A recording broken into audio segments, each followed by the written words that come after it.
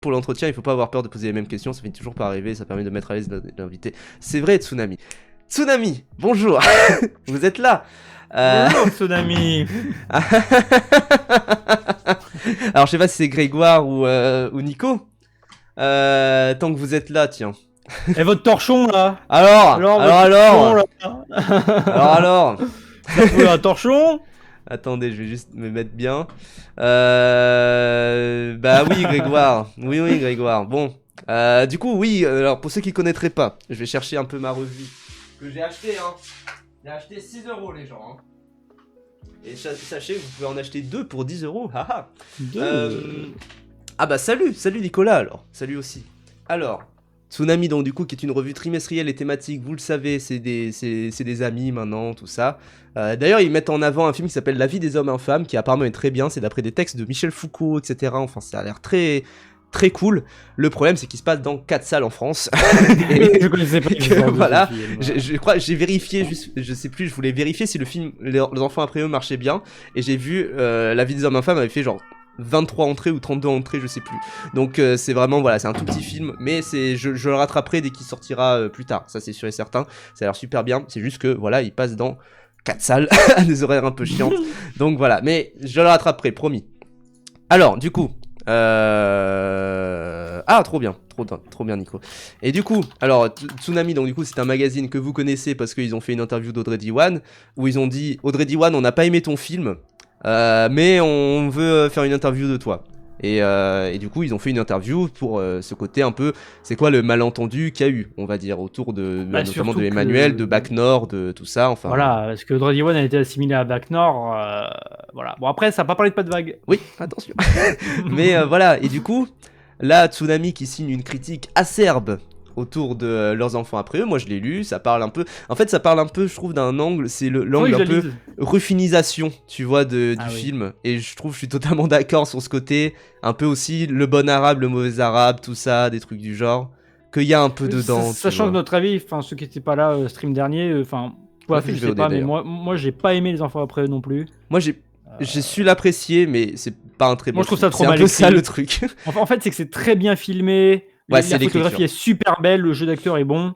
Un peu déçu de Paul Kircher, mais bon, il reste quand même très bon dedans. Mais ouais, le scénario c'est cata. Pour moi, je trouve ça très mal écrit. Ouais, le scénario c'est cata. Et moi en fait, j'avoue, je me disais, bon, c'est une adaptation d'un bouquin, j'ai pas lu le bouquin de base. Pourquoi pas, tu vois. Mais voilà, du coup... Voilà, j'ai lu la critique, je me suis dit oui d'accord, ok, c'est une petite critique, voilà, et c'est très, ils ont vraiment pas aimé le film, enfin c'est Nicolas du coup qui est dans le chat, qui a vraiment pas aimé le film, et qui on trouve dans les réponses. Dis donc Zoran Boukerma. Dis donc. Alors du coup, non mais en vrai vaste sujet, c'est que le film des frères Boukerma globalement se fait super bien recevoir de partout, tout le monde a adoré le film, mais c'est le réal. C'est un des deux réals, puisque c'est deux frères. C'est deux frères. Deux frères de fauve. Et du coup, le film se fait accueillir super bien de partout, vraiment. Leurs enfants après eux, c'est un succès monstre, que ça soit critique, commercial. C'est pas non plus incroyable, mais c'est vraiment un gros succès. Et pour les frères Boukerma, en plus, c'est vraiment plutôt pas mal. Le problème, c'est... c'est pour être dans la tête aussi, c'est que c'est un film qui a beaucoup d'espoir par les distributeurs et par les producteurs. C'est vraiment un film qui il mise vraiment sur un gros... C'est pour ça c'est un film d'été, mais c'est pour ça qu'il sort vers Noël. C'est parce qu'il table beaucoup dessus. Et sachant que les frères Boukerma, bon, l'année du requin, je trouve encore pire que les enfants après eux, c'est vraiment un mauvais film. Quand tu as les enfants après eux, tu vois, ça va, mais l'année du requin, c'est vraiment un film très mauvais. J'ai pas vu Teddy ni Willy Premier, mais ils ont l'air meilleurs. Mais donc voilà, il y a aussi ce côté où, et apparemment, je crois qu'ils avaient le seum des critiques négatives sur l'année du requin. Et il y a aussi ce côté où ils sont vraiment trop dans la mentale, en mode ceux qui osent nous critiquer, toi. Et c'est là où t'allais en venir, c'est que putain, ils sont sucés partout. Mais ils cassent les couilles sur les réseaux. Oui, voilà, c'est ça. C'est-à-dire que en fait, il y a une grosse tendance de la part de beaucoup de réals, même aussi, on peut citer Dupieux qui s'était embrouillé avec Durandal, et Durandal qui derrière a juré de ne plus jamais critiquer des films de Dupieux pour ne pas lui donner du buzz, parce qu'il n'avait pas aimé sa critique. Après moi, Dupieux mon avis, c'est... qui a quand même fait... Enfin, vraiment, il s'est aplati, Durandal. Hein. Ah oui. Et vraiment, alors je tiens à dire que Dupuis avait raison. Je sais plus sur quel film c'était, mais il avait juste dit tu n'as pas compris mon film. C'était quand même génial. Mais voilà, mais je trouve en fait il y a vraiment ce côté où il faudrait retirer Twitter aux réalisateurs, sauf si ils sont récepteurs aux critiques, parce que typiquement voilà, on revient à ce que Tsunami avait fait avec Audrey Diwan, c'est que Audrey Diwan, ils avaient critiqué son film et critiqué ce qu'elle avait pu scénariser par le passé, mais derrière elle avait accepté de se prêter au jeu de l'interview. Aujourd'hui c'est leur meilleur pote, elle est allée dans un bar avec eux, tout ça. Elle m'a payé un verre. Et je le répéterai. C'est vrai que c'est ça, Tsunami aussi.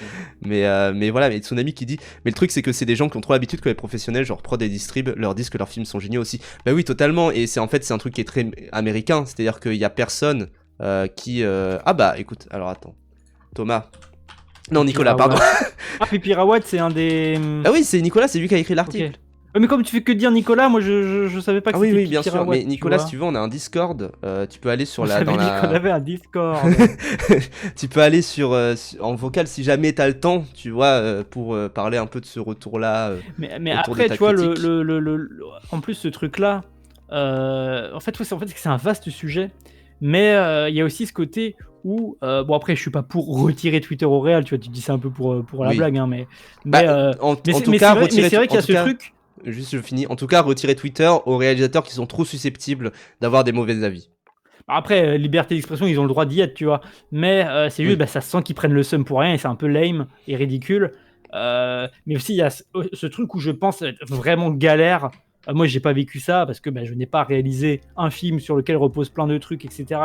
Mais j'imagine que ça va être compliqué de se détacher émotionnellement des choses. Et effectivement, il y a toujours ce côté-là. Enfin, je dis en tant que critique, on n'est pas des critiques, hein, mais je peux comprendre aussi ce truc du tu fais les trucs, tu fais des bails, tu fais des films, etc. Et t'as des gens qui font que tout ce qu'ils font, c'est parler de films. Et je peux comprendre le côté agaçant en mode mais putain, ta gueule. Enfin, je veux dire, genre qu'est-ce qui se passe, tu vois, genre il y a tout le monde qui dit son bon avis et je peux comprendre cet aspect-là, mais bon, c'est le jeu, tu vois, c'est comme ça que ça marche. Mais je peux comprendre le côté, oui, bon, tu critiques, t'as fait quoi, tu vois. Jules Jotaro le note, mais aussi il y a Thomas Astruc, donc le créateur de Miraculous Ladybug, qui pareil sur Twitter répond à tous les haters, les blocs, etc. Genre vraiment, tu sens qu'il passe sa vie sur Twitter, c'est un délire. Et mais derrière, Pipi Rawat, donc du coup Nicolas qui a écrit l'article, qui dit le style du papier peut heurter, j'entends, mais bien sûr, et nous, salut Zoomeuse, merci beaucoup, mais merci beaucoup pour le sub, n'hésitez pas à subber, n'hésitez pas à subber des bits, les bits, tout ça, mais il y a aussi un truc, c'est que nous, par exemple, quand on sort des vidéos sur YouTube, ça nous est déjà arrivé d'avoir des raids d'extrême droite, d'avoir des gens qui disent que sur celle de Papacito, non? Ah, sur d'autres aussi. Genre, sur celle de Arcane, sur TikTok. Ah oui. Tu vois, des trucs du genre, enfin, oui, sur TikTok également, oui, bien sûr, j'entends. Oui, ça c'est classique. Mais sur TikTok, merci Thomas pour Thomas. Pourquoi je dis Thomas? Parce que c'est c'est Nicolas Mathieu qui a écrit le bouquin. Bref, je sais plus. Mais voilà. Merci Nico. Mais il y a ce côté où effectivement, enfin, je pense qu'il y a un truc où si t'as la personne en face de toi, tu vas moins oser critiquer. On l'a vu, par exemple, avec Lumi face à Ruffin, tu vois, dans un autre registre. C'est pour l'humanité, donc Lumi face à Ruffin, où t'as vraiment ce truc du, effectivement, la personne qui... c'est pas qu'elle s'écrase, c'est qu'elle est moins virulente face à la personne quand le mec est devant lui. Tu vois. C'est plus posé, quoi, mais c'est normal, c'est logique. Nous, promis, devant Alexis Langlois, ça ira. Mais non, mais nous, de toute façon, moi j'ai adoré le film, Escargot aussi. Mais juste Nicolas qui dit, après mon credo perso, si t'as le culot, le talent, le courage de faire un film, tu dois avoir le culot, le talent, le courage d'entendre tout et son contraire sur ton film, c'est le jeu. Oui, totalement. En fait, ça fait trop se marre aussi, ça qui est ridicule, quoi. Ce film, c'est pas un petit budget non plus, à la rigueur, pour un court-métrage, je peux entendre l'argument du on a beaucoup taffé et les gens critiquent et ils font rien. Mais franchement, avec 12 millions sur un film, alors allez, c'est bon, calmos, il y a des gens qui en disent du mal et c'est pas grave parce que tout le monde a été payé et le film est fait anyway et tu vas continuer à en faire. Je suis totalement d'accord. Oui, surtout, oui, non, c'est vrai. Mais je peux comprendre aussi ce truc-là, mais c'est vrai qu'à cette échelle-là, c'est pas un petit film indé non plus. Voilà. Quoi. Puis je sais pas ce que ça fait d'être dans la tête de faire ton 4e film. immensément distribué, mais c'est bon. D'ailleurs, ils avaient annoncé. T'es dans une bulle, c'est bon, t'es dans la bulle agréable où tout le monde te suce, c'est bon, quoi. Oui, et puis ils sont aussi dans une sorte d'entre-soi, studio Canal, tout ça, où à être super rassurés. Nous, c'est ça où je voulais en venir, c'est que quand on a genre des raids d'extrême droite, alors nous, c'est genre 20 commentaires turbo-négatifs, des trucs du genre, 30 gens qui nous disent toi, de toute façon, t'es une tafiole, des trucs du genre, cheveux rouges. Il y en a, ils écrivent juste cheveux rouges. Genre vraiment en mode oui, descriptif, tu vois. Bah, en fait, nous, c'est surtout moi, du coup, qui gère la chaîne YouTube et qui voit les commentaires, mais Brivan aussi, il les voit. Mais en vrai, bah, comme on est deux, qu'on a des amis, qu'on a des potes qui nous rassurent, genre on en parle, on dit ah putain, ça rend des connards, et puis basta. Tu vois, si t'es isolé, en fait, le harcèlement, c'est la même take que beaucoup de gens ont eu sur oui, micro rouge évidemment, micro assorti, mais c'est la même take que beaucoup ont eu face au harcèlement, c'est de se dire mais si t'es isolé, c'est atroce, évidemment, vraiment, bien sûr. Mais derrière, si t'es entouré, ça va, quoi. Oui, d'ailleurs, il faut que je trouve l'article. Oui, il y a encore aussi où on n'est pas, enfin, genre, évidemment, bon, TikTok, c'est un peu chiant que ça arrive souvent, mais bon, c'est un peu chiant. Hein, oui, tout, voilà. Hein, et puis,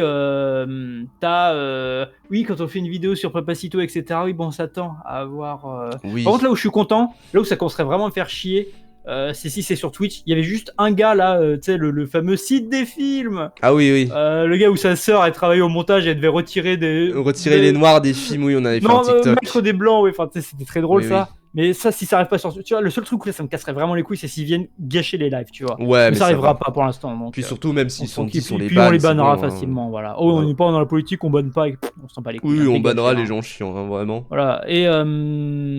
Et putain, qu'est-ce que je voulais dire ? Je voulais dire un truc en plus, c'est pas grave, vas-y, continue. Je lis juste. Tu critiques autrement, tu as un autre humain en face, un texte, c'est un exercice littéraire, oui, totalement. C'est pour ça, oui, si t'as la personne en face, enfin, je pense, je sais pas si vous avez comme idée de faire une interview des frères Boukerma, mais je pense que ça serait... En fait, ils viendront pas à l'assassin, ils ont trop le seum. Après, s'ils sont bien bons joueurs, ils viendraient, tu vois, c'est possible aussi. Mais oui, c'est... Moi, je trouve, ça serait la meilleure idée qu'ils auraient eue, ça serait de venir chez vous. Justement.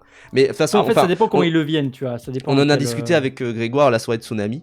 C'est que moi, j'ai un peu ce truc de petit con de me dire j'aimerais bien faire une émission où genre il y a un réal et quelqu'un qui a pas aimé son film. Tu vois, un truc du genre. Pour avoir vraiment un débat. Bon, je pense que c'est impossible. En fait, ça serait vraiment bien, mais faut que ça soit...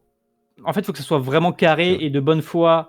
Surtout pour le hater, tu vois, parce que c'est vrai. Moi j'adorais, en vrai, tu vois, ça blaguait, mais j'aimerais beaucoup Argolido contre les Real, mais le problème c'est qu'Argolido a trop, d'ailleurs si t'es là, je sais pas si t'es là, mais pour ceux qui savent pas, c'est un habitué du live, de la live, etc.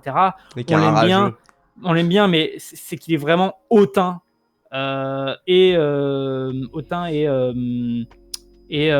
pète plus que mon cul, quoi, je sais mieux que tout le monde, tu vois, donc il y a ce côté là où c'est clairement le genre de profil qu'il ne faudrait pas. Mais en fait ça serait un bon format, mais en même temps un peu traquenard, donc je sais pas si ça se ferait un jour, tu vois, ça serait marrant, tu vois, parce que c'est vrai que ça serait intéressant d'avoir ce rapport là, au-delà de juste critique, mais vraiment un vrai échange sur qu'est-ce qui marche pas, tu vois. Bah il y a ça dans la revue de Tsunami et Code Ready One, mais c'est aussi dans une perspective de filmographie, de dérouler un discours autour de ça. Et puis comme dit Pipi Rawat, le cas d'Iwan part d'une donnée objective, on avait parlé de financement et on était imprécis, c'est aussi ça où il y a eu un peu correction, et c'est pas juste en mode on a ton film est nul à chier, tu vois, genre et puis parce que de manière générale, si peu importe ce qu'il y a écrit, si tu vois ton film est nul à chier, bah t'as pas envie de venir parler avec la personne. Genre, peu importe comment c'est écrit, etc. Si ce que tu reçois c'est ça, t'as pas envie de venir parler avec la personne. Bah ouais. C'est ça le truc. Mais effectivement, en physique, ça change pas mal le ton. C'est aussi pour ça que j'aurais envie de faire ça, mais en physique et pas juste en mode Discord, un truc du genre. Bah il y a ça, et aussi, c'est ce que je voulais dire que j'avais oublié. C'est ça dépend aussi comment la critique est tournée, et j'ai pas lu celle de Les Enfants après eux, donc je sais pas si je sais pas en si plus, ça donne des bons gages, le registre, mais c'est que c'est le registre aussi. Enfin moi je sais que même en étant du côté de la critique et en étant pas du côté les réals, c'est normal de mépriser les critiques, mais aussi faut pas non plus être en mode hautain, je connais mieux le travail du réalisateur que le réalisateur lui-même. Je pète plus haut que mon cul, etc. Moi je sais que ça m'énerve assez rapidement ce genre de débat en mode ah non, ce film-là, le réal n'a pas fait un bon boulot, ou ce film il dit ça alors qu'il le dit mal, tu vois, genre Oui. refaire le film à la place du réalisateur. C'est ça que j'aime pas, moi. Oui, mais la critique est bien faite à ce niveau-là. Même ça accorde des bons gages en mode ouais, Gilles Lelouch, il est quand même assez touchant et on a de la tendresse pour lui, des trucs du genre. C'est pas non plus en mode c'est une merde absolue. Je pense qu'ils sont pas là-dedans et je pense qu'ils reconnaissent quand même que c'est pas non plus le pire film de l'humanité, leurs enfants après eux. Mais qu'à ce côté où ils ont vraiment pas aimé, ça c'est normal parce qu'ils ont leur ton, ils ont leur avis, voilà. C'est normal quoi.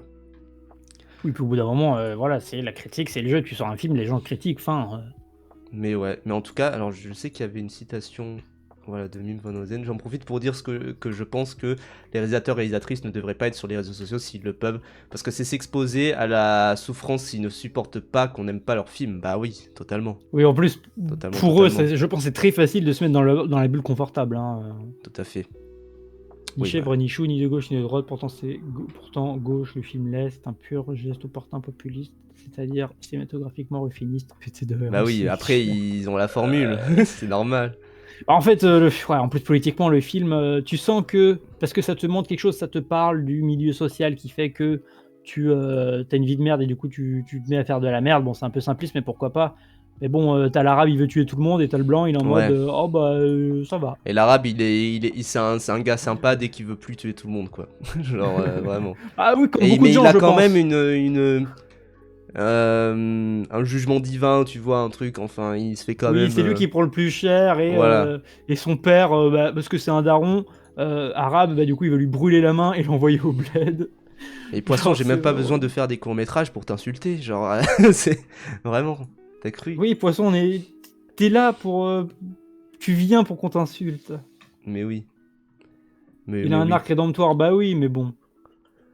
Je pense que ça les touche personnellement parce que je pense qu'ils s'identifient beaucoup trop à ce qu'ils ont filmé. Eux aussi viennent de la ruralité, grand-mère Kabyle, etc. Je pense qu'il y a de ça aussi. Surtout leur premier film, c'est des films, même celui-là, full dans la province, dans les milieux à la con. Voilà quoi. Ah oui, Ous qui peut témoigner en tant que représentant de tous les Arabes. Mais oui, c'est... Ah oui, Ous, toi, ça doit être galère de se faire brûler la main à chaque fois que tu vois une moto, putain. Ah oui, putain. Avec la 5e moto volée la semaine. Surtout que le film commençait bien, parce qu'au début c'était en mode au début ils vont dans une soirée de blancs, de bourges blancs, ils se font recaler, et c'est après qu'ils deviennent violents et qu'ils les insultent. Et t'es en mode là le film te montre que c'est légitime qu'ils soient insultés, et qu'en plus Paul Kircher fait vraiment la petite merde, incel, qui pour impressionner la fille va provoquer les deux arabes, tu vois, parce que c'est ça la question dans le film. Et sauf qu'après en fait limite ça donne raison de pas les avoir emmenés, parce que les mecs sont des gros tarés. Salut Nami, on parle de leurs enfants après. On parle que le film est un peu... Je pense pas que c'est un film raciste, mais qu'il est très bancal, je trouve. Bah, parce que j'ai l'impression que le bouquin de base est bancal, en fait. Ah bah après ça, je parle du film, mais parce que tu peux adapter la chose et faire un truc différent. Oui, bien sûr. Un rappel, Starship Trooper, le livre est un livre fasciste. Paul Verhoeven en a fait un truc fasciste, mais pour critiquer le fascisme, tu vois. Mais en fait, le problème aussi avec le film, c'est qu'il dure 2h20 et t'as l'impression qu'ils ont pas mis les 2h20 au bon endroit. Du coup, le film c'est un peu une critique d'ailleurs que fait Tsunami. Les trajectoires, bah oui, faudrait que je la lise. La trajectoire des persos, elle est pas assez. Enfin, tu sais, les évolutions de persos, c'est pas bien amené, c'est pas clair. T'as des développements qui n'existent pas, et du coup, ça fait que t'as que les points névralgiques et dramatiques qui sont soulignés au bout de 2h20. Il y a pas de gras, enfin, il y a pas de substance. C'est ça qui est bizarre sur un film de 2h20. Bah oui. Mais c'est un film sur le bon arabe. Non, justement, parce qu'il y a un arabe et il est mauvais. Qu'est-ce que la durée apporte au film? Oui, en fait, c'est un arabe, il est mauvais, et à la fin, il est en mode bon, ça va, je vais plus me venger, et là, d'un coup, ça devient un bon arabe, quoi. Malgré tout ce qu'il a pu subir, j'ai envie de dire. Vous avez un mail pro, vous contactez? Non, j'ai Twitter ou Instagram. Non, bah, on n'est pas pro encore là. Enfin, un jour, je vais faire un pro quand on gagnera de l'argent avec Twitch, quoi. Un jour, je pense que je vais faire un mail pro. Mais oui. Mais oui. Et oui, et 98 aussi sauve les Arabes, et c'est d'ailleurs un peu la conclusion, c'est de se dire espoir naïf cultivé par le film, bien content de s'arrêter en 98 et de ne pas avoir à filmer son personnage principal, voter sans vergogne pour tu sais qui en 2002. Ou même avec... Ça aurait été vraiment intéressant. Ou même avec 2001 ou des trucs du genre, tu vois. En fait, c'est con parce que, en plus, je trouve c'est marrant quand même qu'il y ait une sorte de petit truc dans le cinéma tu vois, de exploration, temporelle et sociale d'une France passée, quoi. Ouais. Surtout en ce moment, quoi, avec 2024, Peut-être sur etc., 50 où ans ça même, ça parce se que là c'est genre passer, 10 ans, mais sur 50 ans ce serait c'est pas mal, super tu cool, vois. tu Un vois. truc Mais en un peu mode un peu en Boyhood ou les trucs de Linklater, mais oui, bah, pourrait se même en faire. mode, alors comment il s'appelle? Oh putain, en mode Balzac, tu vois? Un Ouais. truc Balzacien, hein, mais Oui. plus pop et plus accessible, donc c'est vraiment cool, mais il y a de plus en plus de films comme ça qui parlent de la province. Bah, tu as, le film de science-fiction de Jérémy Clapin là, Oui, heu, pendant ce 2 temps sur jours ap Terre. de voilà, Pendant ce temps sur terre. Tu as, Semaine pro, il y a 20 dieux qui ont Ouais. compté, je crois. Puis même tout ce Tu qui est plein de films comme ça. Miséricorde, tout ce qui est, Oui! enfin plein de trucs. Mais même de nouveaux auteurs qui vont parler de ça. Animal, c'est clairement ça. Animal, c'est dans le sud de la France, dans un En milieu, Camargue, tu ouais, tiens ouais. en Camargue, ouais. Il y a plein de films comme ça qui sont souvent des premiers films qui vont te. Enfin, après, je pense, Paris a beaucoup à jouer sur la production de ces films-là. Mais en Oui. tout cas, en termes de représentation et d'acteurs et d'accents et de trucs comme ça, je veux dire, je vois l'abondance de 20 dieux, le mec il parle comme ça. Enfin, C'est pas mal aussi parce c'est que cool, tu vois. c'est pas mal aussi parce que ça permet de jouer sur des aides de région pour ramener de l'attractivité dans tel lieu et pour ramener Oui, vraiment des oui. équipes de tournage Mais en province. même Laurent Wauquiez, il défend ce système-là parce qu'il est en mode, mais ça rapporte tellement d'argent. Il y a un truc aussi, je crois que c'est pour 1 € investi, t'en as genre 4 ou 5 en retour Mm. pour l'aide aux régions. Il est en mode, mais même, alors que les droitards, ils s'en battent les couilles de la culture, hein. Bah oui. Surtout les républicains, c'est des droitards plus, hein. Même lui, il est en mode, mais un investissement comme ça n'existe pas. S'il faut le faire, il faut le défendre, tu vois. Donc voilà. Et puis ouais, c'est marrant de voir ce truc de la ruralité, de province, de plus en plus arriver dans le cinéma, je trouve. Là, Qui là viennent où, souvent de premiers auteurs. là où il y aurait peut-être des critiques en vrai à faire, c'est aussi que, bon, d'accord, le tournage est fait en province, mais de manière très générale et de manière, je crois, vraiment quasiment systématique, le montage, par contre, la pré-production, mais aussi la post-production, sont faits sur Paris parce qu'il faut tout rapatrier à Paris, quoi. Donc ça c'est un petit peu dommage en vrai. Peut-être Mais qu'effectivement, il faudrait développer des outils pour permettre d'avoir vraiment des sociétés de post-production, des moyens de post-production qui soient dédouanés de Paris, qui soient déliés de Paris. Ça c'est possible, bah mais ça, c'est mon rêve, hein. ah oui, bien sûr, c'est le rêve évidemment, mais c'est vrai que du coup, il y a un côté où c'est quand même assez logique que le tournage se fasse ailleurs, etc. Oui, oui. Même sur Lyon, on n'a Non, pas mais de grosses vraiment, boîtes là, de prod. Il y en a pour de l'événementiel et pour ouais, de l'événementiel et de la publicité un peu plus locale. Enfin, moi, je sais que sur Marseille, il y avait ça, hein. Sur Marseille, il y a Plus belle la vie, qui est vraiment un studio où il y a tout. En mode, il y a la post-prod, etc. Ça, d'accord. Et c'est tout. Genre, il y a quelques autres petites boîtes qui font de la pub, qui font des trucs un petit peu plus petits, etc. Mais globalement, c'est tout, quoi. Et c'est très compliqué. Enfin, il y a pas de film qui sort au cinéma qui soit monté sur Marseille, quoi. bah, et la mire, en fait, le truc, c'est que les sociétés de prod et tout, en région et au-delà de Paris, il y en a plein, mais c'est que pour la télé ou des Mm. courts-métrages ou ce genre de trucs très précis. Mais pour le cinéma, il y a toujours Paris quelque part, quoi. C'est Ouais. inévitable. Ou alors des très rares cas, tu vois.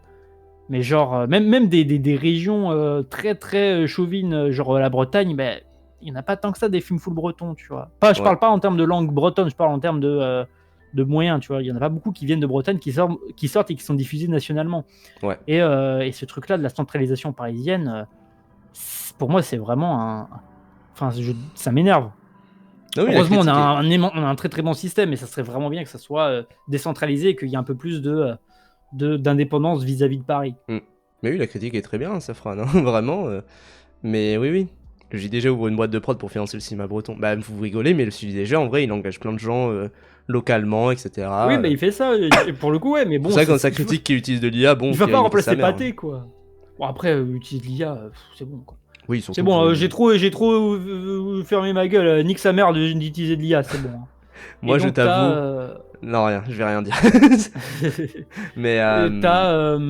t'as ce truc-là, ouais, de la centralisation de Paris, que ça serait bien que ça s'effrite un peu. Oui, que ça pète un Il y a un petit peu, peu, ouais. bon, après là je change un peu de sujet, mais dans la vidéo de Zephyr Ramo là sur le jeu vidéo, là, le nouveau jeu vidéo, t'avais un Mm. gars du mec qui a fait Nuclear Throne là, qui disait, mais en fait, pour moi, un idéal, ça serait que il y ait des jeux qui sont produits pour leur propre pays en premier, tu vois. Et que comme le cinéma, c'est vrai que tu as des films français qui ne sortent qu'en France ou alors dans quelques salles précises à réessayer dans le monde. Mais c'est vrai que pour le jeu vidéo, ça serait bien, tu vois, de décentraliser vis-à-vis de la langue anglaise et de l'Amérique et du marché américain et occidental les choses. Bah là, ça serait pareil de faire en France pour le cinéma, mais vis-à-vis de Paris, tu vois. Là, tu vois, comme on a un truc, effectivement, exception culturelle française. Et puis, il y a aussi un côté où... par rapport à ce que tu dis, en mode il faudrait qu'il y ait des... Enfin, ce que tu dis, c'est en mode il faudrait qu'il y ait des films produits pour des régions en particulier, c'est ça? Par des régions, mais distribués nationalement, tu vois. Oui, oui. Ah oui, ça, oui, bien sûr. Ça, oui, oui, bien sûr. Mais tu vois, qu'ils soient pas juste cantonnés à la région, tu vois, genre... Mais en fait, juste pour les opportunités de travail, parce que la centralisation de Paris, ça fait un milieu ultra fermé, ultra connecté. Ouais. Et voilà, et puis, bah, au bout d'un moment... En fait, ce qui est chiant, c'est que Paris... Tu peux dire, oui, mais Paris, c'est bien, oui, mais c'est pas la question. La question, c'est que, du coup, tu vas jamais... après, voilà, je suis pas spécialement renseigné sur le sujet, ça se trouve, je dis de la merde. Mais j'ai quand même cette impression que...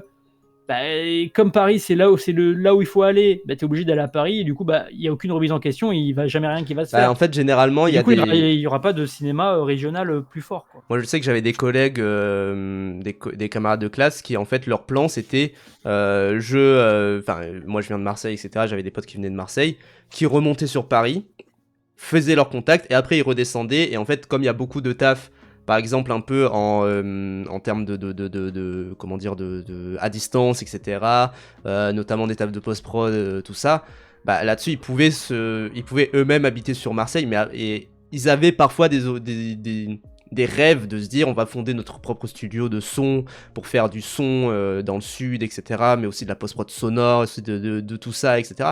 Et il faut que ça existe, et ça existe d'ailleurs, hein, dans le sud, près de Marseille, tout ça, il y a des studios spécialisés là-dedans. Mais en fait, il y a genre 3 studios, tu vois, pour tout, pour tout Marseille. Ouais. Enfin, pour même toute la région un peu autour de Marseille. Mais ouais, enfin, le fait qu'il y ait des exodes, tout ça. Mais ce que Shinobis me dit, c'est assez vrai. C'est que, en fait, comme on est un relativement petit pays, le fait que tout se passe sur Paris, enfin, même il y a des albums de rap qui sont faits par des Français. Par des Français. par des Marseillais. Et en fait, ils remontent sur Paris pour enregistrer, mais parce que Paris-Marseille, c'est genre 3h30 de train, tu vois, finalement. Donc ouais, il y a ce côté-là, quoi. Ouais, oui, mais bon. Justement, parce que c'est petit, c'est pas non plus infaisable. Mais bon, oui, après... bien sûr. Déjà qu'on continue d'avoir un système culturel protégé. Hein, oui, et puis déjà, même ne serait-ce que ce qu'on disait sur les tournages faits dans le sud ou en province, c'est pas mal. Non, pas vu Knits Island. Non, c'est le truc bien. Sur des îles, c'est des trucs sur des îles, ouais. Après, c'est plus un documentaire qu'un film, quoi. Non, alors attendez, c'est une référence à un tweet de The Great Review où il disait c'est plus un docu qu'un film. Ils faisaient leur post-prod à Montpellier. Ça, c'est stylé, ça tu vois. pas. Bah oui. C'est stylé. Mais après, parce que c'est... Enfin... Parce qu'il y a un côté où c'est... Peut-être que c'est une exception, tu vois. Le documentaire, de manière générale, oui, c'est vrai que... Il y a des docus qui sont montés dans le sud, qui sont montés... je crois que le docu de Ruffin est monté en Picardie. Donc voilà. Docu à destination du ciné, tu parles. Ouais. Oui, les docus à destination du ciné. Il y en a plein, oui, effectivement. Oui. Mais je parle vraiment des films qui font beaucoup d'entrées, c'est jamais vraiment monté ailleurs, quoi. C'est un peu dommage. T'as le poisson qui fait sa vanne et qui met un gros pété d'air en mode il rigole à sa propre vanne. Ah oui. Hein. Que personne n'a compris, mais le fou du bus. Mais c'est aussi que voilà, Knits Island, je me demande s'il y a un gros taf d'étalo, s'il y a un gros taf de partout. Enfin, s'il y a un taf de post-prod où ça passe vraiment par genre 5 sociétés différentes, parce que c'est le cas sur Paris, quoi. Oui, puis Knits, c'est vrai que ça marche parce que je suis juste de jouer à un jeu chez c'est ça, voilà. Quoi. Tu peux tourner dans le train, limite. C'est vraiment, tu prends le mode photo du jeu et puis hop, voilà, tu fais un film. Hein. Mais oui. Mais moi, il me tentait bien en plus, Knits Island. C'est juste, j'ai pas eu le temps. Non, mais faudrait que je le rattrape. Il est sorti cette année, non? Ouais. Faudrait que je le rattrape. C'est plus un docu qu'un film, par contre, faut faire. Ouais, par contre, voilà, c'est plus un docu qu'un film.